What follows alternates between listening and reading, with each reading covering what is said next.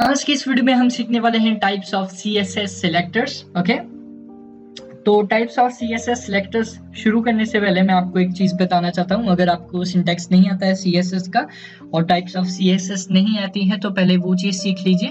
Okay, तो मैंने इसके ऊपर वीडियो बनाई है, तो वो वीडियो की लिंक आपको मैं डिस्क्रिप्शन में दे दूंगा। तो अब स्टार्ट करते हैं आज की इस वीडियो को।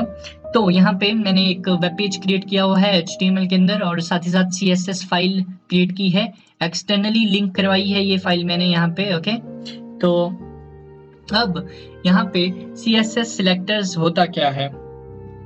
तो CSS सिलेक्टर्स हमारे पास, सिंपल वर्ड में बोलूं तो हमारे पास सिलेक्टर्स एक ऐसा टेक्स्ट होता है या पैटर्न होता है जिसकी मदद से हम स्टाइल कर पाते हैं हमारे एलिमेंट्स को हमारे HTML डॉक्यूमेंट में। फॉर एग्जांपल हमारे पास यहाँ पे H1 है, H1 एलिमेंट है। ओके, तो यहाँ पे मैंने CSS में क्या किया है कि H1 एलिमेंट को यहाँ पे लिया है, और इस को हम H1 को यहाँ पे CSS में क्या बोलेंगे, सिलेक्टर। सिलेक्टर की मदद से हम एलिमेंट्स को सिलेक्ट कर पाते हैं। तो H1 यहाँ पे क्या हुआ मेरे लिए, सिलेक्टर, और फिर कर्ली ब्रेसेस के अंदर हम कोड देते हैं जो भी चीज हमें डिजाइन करनी है या कुछ भी करवाना है उस एलिमेंट में, तो वो चीजें हम यहाँ पे लिखते हैं। फॉर एग्जाम्पल रेड की जगह अगर मैं ब्लू लिखता हूँ तो टेक्स्ट का कलर ब्लू हो जाएगा आउटपुट में सारा, तो ब्लू हो गया। तो ये सब कुछ कर पाते हैं हम यूजिंग सिलेक्टर। सिलेक्टर नहीं होगा तो हम एडिट नहीं कर पाएंगे हमारे एलिमेंट्स को HTML के अंदर।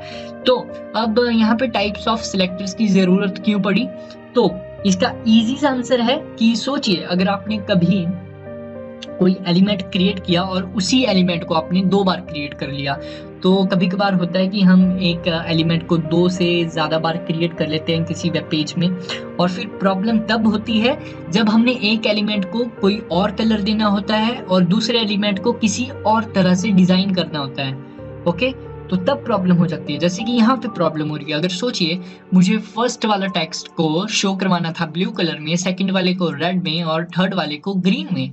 ओके, तो अब मैं यहाँ पे H1 सिलेक्टर का यूज करूंगा हमारे CSS में, तो क्या होगा कि जितने भी H1 यहाँ पे मैंने यूज किए हैं उन सभी का कलर ब्लू हो जाएगा, लेकिन मुझे तो दूसरे का ग्रीन चाहिए और तीसरे का ग्रीन चाहिए, दूसरे का रेड चाहिए और तीसरे का ग्रीन चाहिए, सॉरी।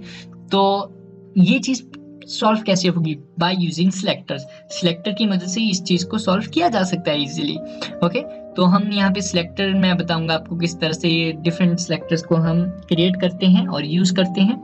तो फर्स्ट वे है वो है क्लास। क्लास की मदद से हम एक सिलेक्टर क्रिएट करेंगे। ओके, तो यहाँ पे H1 में जाएंगे HTML डॉक्यूमेंट में और लिखेंगे H1 के आगे क्लास और इक्वल टू और कॉमास। कॉमास के अंदर हम कोई भी नेम दे देंगे, जो भी पैटर्न या नेम हम देना चाहते हैं हमारे इस एलिमेंट को। तो यहाँ पे मैं लिख दूंगा टेक्स्ट 1। ओके, टेक्स्ट 1 लिख दिया और कंट्रोल S कर लिया। अब इसे हमें एडिट करना पड़ेगा CSS में।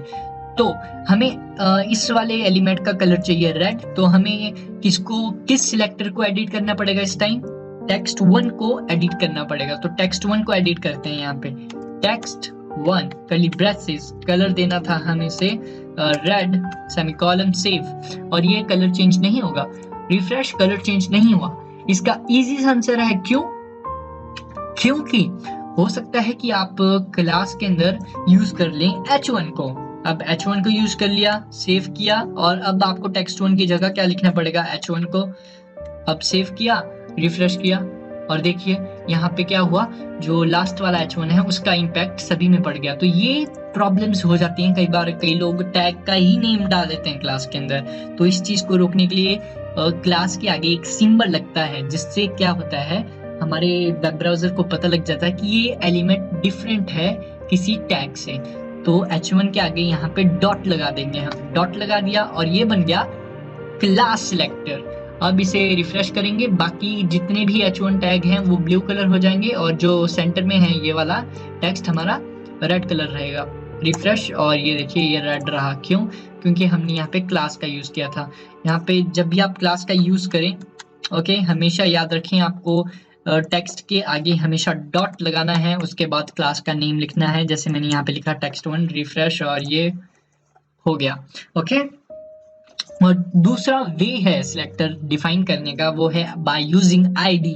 ओके, तो ID एट्रीब्यूट यहाँ पे लगाएंगे, ID लगाई मैंने, और इक्वल टू कॉमा और आईडी जैसे हमने क्लास को नेम दिया था टेक्स्ट 1 या कोई भी नेम आप देना चाहते हैं, वैसे ही हम आईडी को नेम दे देते हैं कोई। तो टेक्स्ट 2 मैंने यहाँ पे दे दिया और कंट्रोल एस किया, और अब आपको पता है यहाँ पे लिखेंगे हम टेक्स्ट 2, और जब भी हम कोई नेम लिखते हैं उसके आगे क्या लगाते हैं, डॉट, और उसके बाद कर्ली ब्रेसेस, और कलर उसको दे देंगे हम ग्रीन। लेकिन अब ये भी नहीं चलेगा, रिफ्रेश, और ये नहीं काम किया।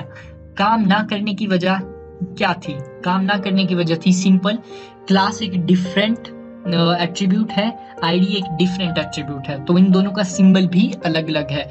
क्लास का यूज जब हम करते हैं तो क्लास के मामले में हम डॉट लगाते हैं हमेशा आगे, ओके, डॉट लगाएंगे हमेशा आगे। जब हम आईडी का यूज करते हैं तो हमेशा हम हैश लगाएंगे, और उसके बाद ये कौन सा सिलेक्टर बन गया, आईडी सिलेक्टर। अब रिफ्रेश करेंगे और इसका टेक्स्ट कलर ग्रीन हो गया। ओके, तो ये थे हमारे पास टाइप्स ऑफ सिलेक्टर्स। सिलेक्टर्स की मदद से हम हमारे जो सेम एलिमेंट्स होते हैं डॉक्यूमेंट के अंदर उनको डिफरेंटली डिजाइन कर पाते हैं, या फिर आप कह सकते हैं कि सिलेक्टर की मदद से हम हमारे एलिमेंट को डिजाइन कर पाते हैं और पिक कर पाते हैं। ओके, तो यहाँ पे क्या सिर्फ क्लास और आईडी थी हमारे पास सिलेक्टर? नहीं, हमारे पास बहुत से सिलेक्टर्स हैं।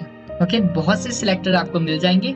हर एक सिलेक्टर मैं आपको नहीं बता सकता, लेकिन प्रोसीजर सेम रहेगा, और उनके जो सिंबल हैं वो चेंज हो सकते हैं, आगे कोई और सिंबल लग सकता है। तो टाइप्स ऑफ CSS सिलेक्टर्स, अगर आपको पूरे के पूरे सिलेक्टर सीखने हैं तो मैंने डिस्क्रिप्शन में एक साइट की लिंक दी है, वहां पे जाके आप चेक कर सकते हैं सारे के सारे सिलेक्टर्स।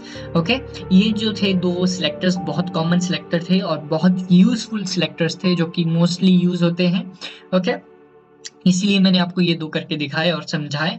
बाकी जितने भी सिलेक्टर्स हैं बचे हुए उनका प्रोसीजर भी सेम ही रहेगा। इसी तरह से आपको डिस्क्रिप्शन में लिंक दे दूंगा, वहां पे जाके आप रीड कर सकते हैं। तो इस वीडियो में सिर्फ इतना ही। आई होप आपको समझ आया हो, और ये समझ तभी आएगा जब आपको सिंटैक्स आता हो CSS का, और आपको टाइप्स ऑफ CSS आता हो, और आपको HTML आता हो। अगर आपको HTML नहीं आता तो प्लीज आप मेरी HTML वाली सीरीज भी देखिए, वहां पे आपको HTML आ जाएगा। Okay, thank you so much for watching.